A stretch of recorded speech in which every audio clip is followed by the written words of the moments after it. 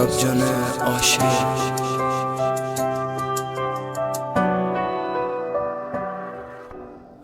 از این دنیا من خود بیخی خسته شدم، خودم زنده لیکن از دل خو مردم. زندم بس نرسید بیخی من پیر شدم، خدا جانم بگیر از دل خو مردم. از این دنیا من خود بیخی خسته شدم، خودم زنده لیکن از دل خو مردم.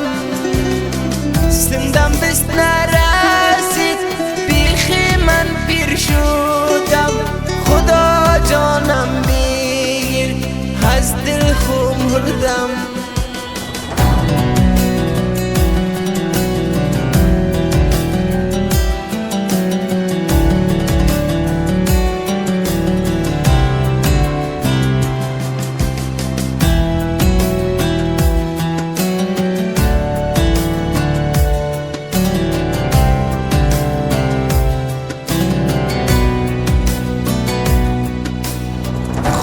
زار مسافرمش چشم گریان، به وطن ظلم کرد کافران آدم.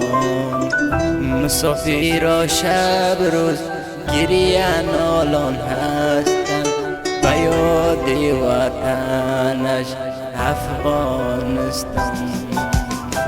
این دنیا با ما خود مثل زندان گشته، ملت افغانا خارنالان گشته. به حق وطنم ظلم کرده اینا، به حق وطنم خدا نترسا. مسافرها شب روز چشم گریان هستند، از جانشان سیر ناچار گشتن. ملت افغان امروز خارگشتن، از وطنش جدا مسافر گشتن. از این دنیا من خود بیخی خسته شدم، خودم زنده لیکن از دل خو مردم.